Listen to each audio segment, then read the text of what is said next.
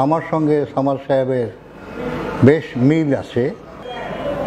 আমরা দুজনই শৈশবেই বাবা মাকে হারিয়েছি এবং আমাদের জীবন ছিল অত্যন্ত কঠোর সংগ্রামের।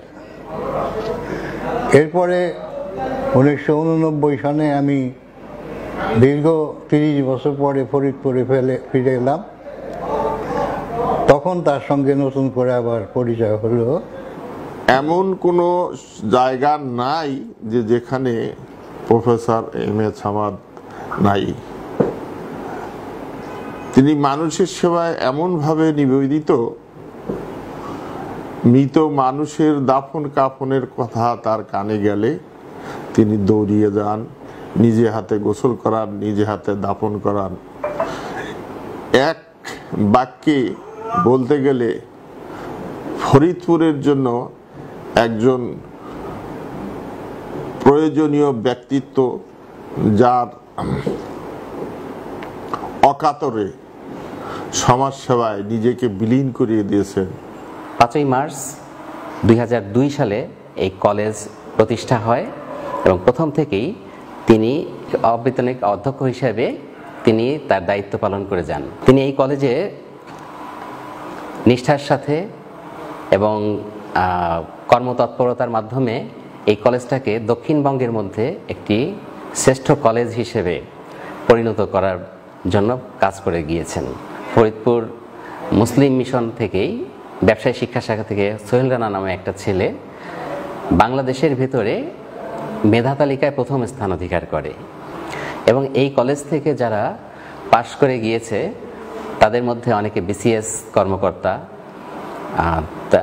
নন ক্যাডার কর্মকর্তা, চিকিৎসক, ইঞ্জিনিয়ার এবং শিক্ষা পেশাসহ সমাজের বিভিন্ন স্তরে তারা অবদান রেখে যাচ্ছেন। এই ছেলেগুলোকে হয়তো তারা উচ্চ মাধ্যমিক পর্যায়ে এর গণ্ডিটা পার হতে পারতো না যদি এই মানুষটি তাদেরকে শিক্ষা সহযোগিতা, তাদের থাকা খাওয়ার বাসস্থানের ব্যবস্থা না করে দিতেন। তাদের লেখাপড়া হয়তো পথিমধ্যে বন্ধ হয়ে যেত। জনাব মোহাম্মদ শহীদুল হাসান এলজিইডির সাবেক প্রধান প্রকৌশলী, তিনি এই কলেজটা প্রতিষ্ঠা করেন এবং তাকে সার্বিকভাবে সব দিক থেকে সহযোগিতা করেন আমাদের অধ্যাপক এম এস সামাদ স্যার। এই ফরিদপুরের সুশীল সমাজের একটা মিলন মেলা এই ইসলামী লাইব্রেরিতে প্রতিদিন হতো। এখানে রাজনীতিবিদ, সমাজকর্মী, সংস্কৃতিসেবী, সাহিত্যপ্রেমীরা এখানে আড্ডা করত। এক কথা সুশীল সমাজের একটা মিলন মেলা এখানে ছিল। সেই সুবাদেই আমরা এম এস সামাদ স্যারকে চিনতাম। তারপরে আমাদের বয়স বাড়ার সাথে সাথে ওনার যে সামাজিক কর্মকাণ্ড, এই ফরিদপুর শহরের এমন কোনো জায়গা নেই যেখানে আমাদের সগর্ব পদার্পণ নেই। উনি ফরিদপুর সমাজের সামাজিক কর্মকাণ্ডের সমস্ত কর্মকাণ্ডেই উনি ব্যাপকভাবে ওনার অবস্থান থেকে কাজ করে গিয়েছেন। ফরিদপুরের মুসলিম মিশন বলেন, ফরিদপুরের ডায়াবেটিস বলেন, চক্ষু হাসপাতাল বলেন, যা কিছু বলেন, সেক্ষেত্রে ওনার ভূমিকা এতটাই উজ্জ্বল যে ওনার ভূমিকাকে ম্লান করার মতো আর কেউ নেই। উনি একাধারে একজন শিক্ষক, উনি আমাদের সকলের সুপ্রিয় শিক্ষক। সেই হিসাবে ওনার পায়ে হাত দিয়ে আমরা সালাম করি। আমি মূলত আমার বাড়ি গোয়ালচামুদ, আমি দরগা মসজিদ নামাজ পড়তে যাই। মূলত কোরআন এবং হাদিসের নিয়ে উনি যে বয়ান করেন, যে তাফসির করেন, সেই তাফসিরে মুগ্ধ হয়ে আমি প্রতি শুক্রবার ওইখানে নামাজ পড়ি এবং তারাবির নামাজটাও ওইখানে পড়ি। যে তারাবির নামাজের পূর্বে উনি কোরআন এবং হাদিসের আলোকে অত্যন্ত চমৎকার, হৃদয়স্পর্শী বক্তব্য রাখেন। বর্ণ, ধর্ম, দল, মত নির্বিশেষে যিনি আমাদের কাছে শ্রদ্ধার মানুষ, একজন সমাজসেবক। আপনারা জানেন তিনি সমাজসেবায় জাতীয় পুরস্কার পেয়েছেন এবং ফরিদপুরের সেবামূলক যে সমস্ত সংগঠনগুলো আছে সেগুলো প্রত্যেকটি প্রতিষ্ঠার পেছনে যার বলিষ্ঠ ভূমিকা ছিল এবং যিনি আমাদের ফরিদপুরের মুসলিম মিশন, এই মিশনের তিনি founder secretary professor M S Samad. দারিদ্র বিমোচনে বলেন অথবা বৈষম্য দূরীকরণে বলেন, সমস্ত জায়গায় পজিটিভ কাজগুলি করেন। সেই কাজগুলিতে আমরা স্যারকে সবসময় আমাদের পাশে পেয়েছি। কখনো উৎসাহদাতা, কখনো আমাদের বিভিন্ন রকম পরামর্শ দিয়ে অথবা কখনো নিজের সশরীরে উপস্থিত থেকে শিক্ষার ক্ষেত্রেও তার কাছ থেকে অনেক পরামর্শ নিয়ে আমরা কাজ করি। আমরা আসলে তাকে একটা বটবৃক্ষ মনে করি আমাদের ফরিদপুরে, মানে রাজনৈতিক বিচারের বাইরে যে উনি একজন সামাজিক মানুষ হিসেবে তাকে আমাদের একটা বড় গাছ মনে করি, যার নিচে আমরা আসলে কখনো জিরিয়ে নেই, কখনো তার কাছ থেকে অনুপ্রেরণা নেই, অক্সিজেন নেই। আসলে একটা সম্বোধন থেকে না অনেক কিছু বোঝা যায়। আমি তাকে ডাকি হচ্ছে স্যার কাকা, আমার বাবার স্যার আর আমার হচ্ছে কাকা। সম্পর্ক আসলে কোন মাত্রার যে কাকিকেও আমি বলতাম হচ্ছে স্যার কাকি, এটা থেকেই বোঝা যায়। আসলে খুব সংক্ষেপে বলা খুব কঠিন। আমার মনে হয় যে এখন পর্যন্ত আমার মাথার উপরে হাত রাখার মতো আমার বাবা ছাড়া যে মানুষটা আছেন, আমার বাবার চাইতেও কখনো কখনো অনেক বেশি আমার কাছে শ্রদ্ধার মানুষ, সেটা হচ্ছে স্যার কাকা, অধ্যাপক এম এ সামাদ। আর ফরিদপুরে গেলে পরে এখন পর্যন্ত আমার ভরসা হচ্ছে স্যার কাকা আছে।